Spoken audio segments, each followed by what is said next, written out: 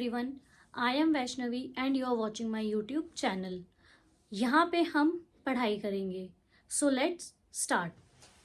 आज जो मैंने टॉपिक लिया है वो क्लास 8 मैथ्स का टॉपिक है मेंस्युरेशन और आज हम उन शेप्स के बारे में पढ़ने वाले हैं जो इस चैप्टर से रिलेटेड है. Without wasting any time let's start our figures one by one. So जो हमारी फर्स्ट फिगर है वो है क्यूब. क्यूब को हम प्रिज्म भी कहते हैं.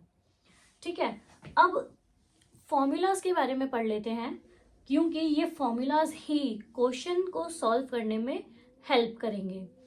क्यूब के curved surface area, curved surface area को हम लेटरल सरफेस एरिया भी कहते हैं, मतलब दोनों का सेम है. कर्व्ड सरफेस एरिया का अच्छा मतलब क्या होता है?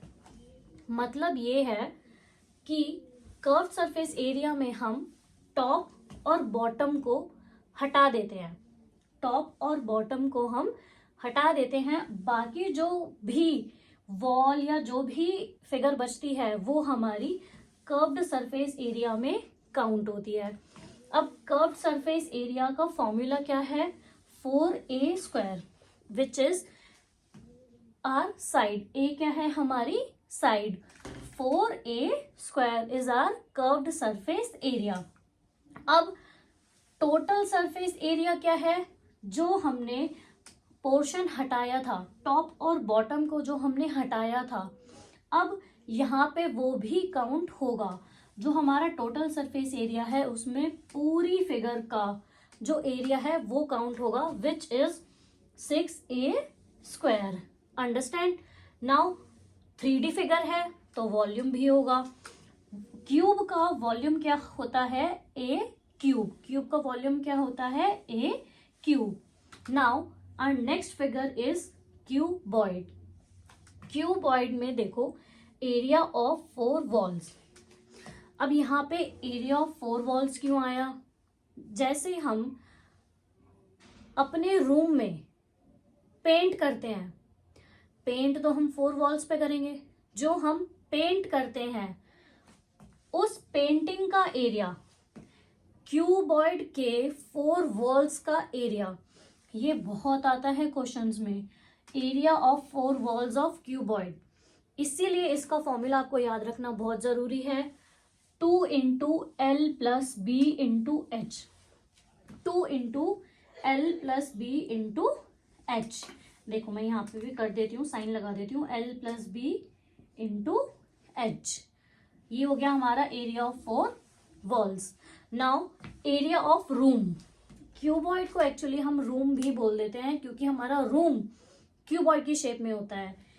इसीलिए area of room, full room का एरिया, टॉप बॉटम बाकी 4 वॉल्स सब कुछ मिला के एरिया ऑफ रूम जो बनता है वो हमारा होता है 2 into l b plus b h plus h L.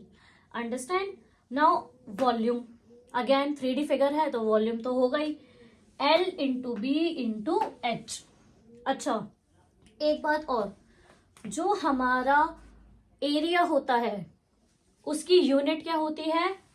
Metre square या सेंटीमीटर स्क्वायर. मतलब एरिया जो होता है वो हमारा स्क्वायर में निकलता है.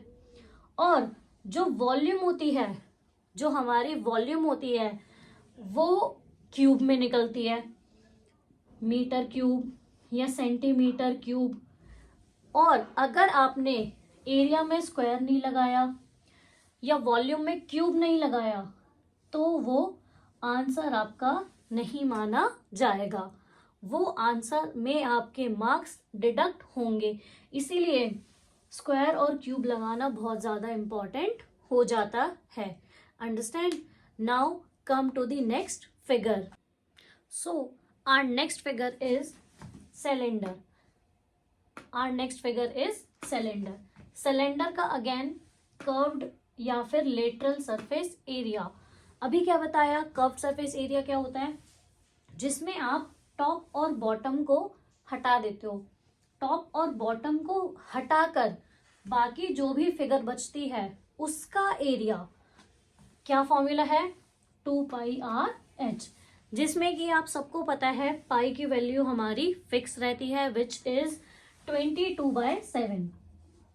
22/7 ये हमारी पाई की वैल्यू होती है। अगर एक वैल्यू और होती है 3.14, बट वो वैल्यू आपको तभी लेनी है जब क्वेश्चन में गिवन हो, नहीं तो पाई की वैल्यू सिर्फ एक ही रखनी है 22/7। अंडरस्टैंड। अब total surface area of cylinder. Total surface area में क्या था, टॉप और बॉटम दोनों को इंक्लूड करना है। कर्व सरफेस एरिया में जैसे हमने हटा दिया था, बट टोटल सरफेस एरिया में हमें उसको भी इंक्लूड करना है। माने पूरी फिगर की, जो पूरी फिगर है उसका एरिया क्या होगा, 2πr/h+r। 2πr/h+r। Okay. Now volume, अब 3D फिगर है तो वॉल्यूम होगी। सिलेंडर के वॉल्यूम का फॉर्मूला πr²h। πr²h। अच्छा, अब फिगर में देखो, ये हमारा रेडियस है और ये हमारी हाइट है। अंडरस्टैंड।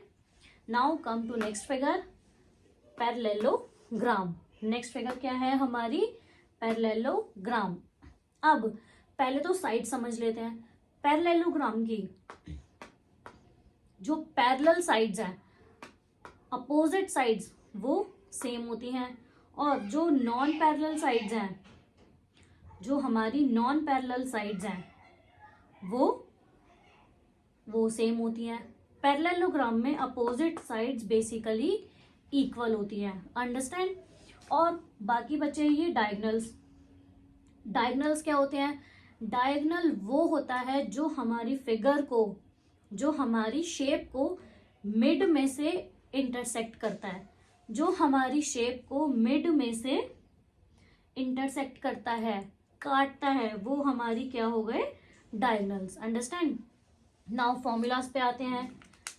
पेरीमीटर, पैरेललोग्राम का पेरीमीटर। अब बात सुनो, फिगर कोई भी हो, पेरीमीटर अगर आपको निकालना है तो कंफ्यूज होने की जरूरत नहीं है, कोई भी फॉर्मूला याद करने की जरूरत नहीं है।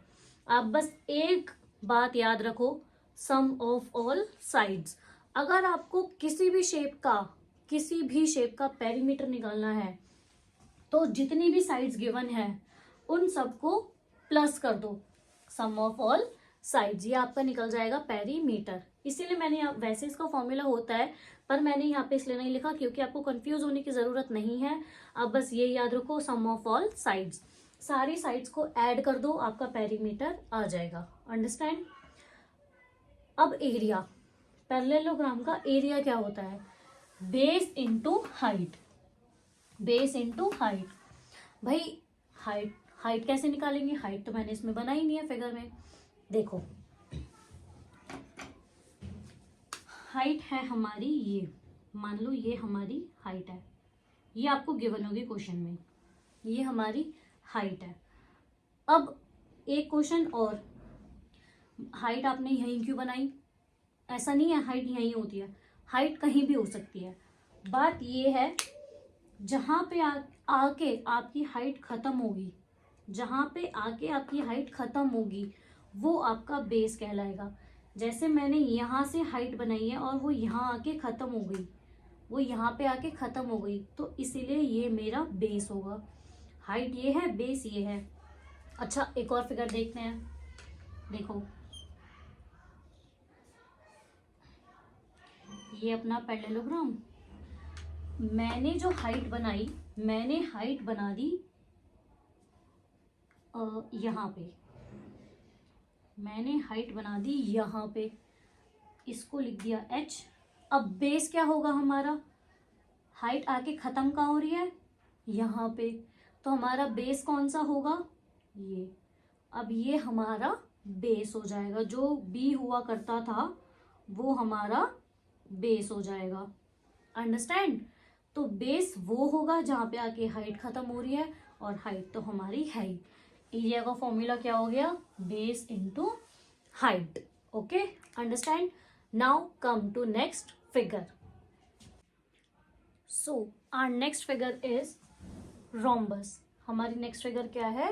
रोम्बस। अब देखो, जैसे स्क्वायर में सारी साइड्स इक्वल होती हैं, वैसे ही रोम्बस में सारी साइड्स इक्वल होती हैं। और ये क्या हो गए हमारे डायगोनल्स। डायगोनल्स क्या होते थे? जो फिगर को मिड पॉइंट से इंटरसेक्ट करे, काटे। अंडरस्टैंड? फॉर्मूलाज पे आते हैं। पेरीमीटर अभी बताया, पेरीमीटर आपको किसी भी शेप का निकालना हो, किसी भी फिगर का निकालना हो, ये फॉर्मूला सब में फिट है। सम ऑफ ऑल साइड्स, सारी साइड्स को ऐड कर दो, आपका क्या आ जाएगा? पेरीमीटर। बात करते हैं एरिया की। रोम्बस का एरिया क्या होता है आपका? Half into diagonal 1 into diagonal 2। Understand? Half into D1 into D2।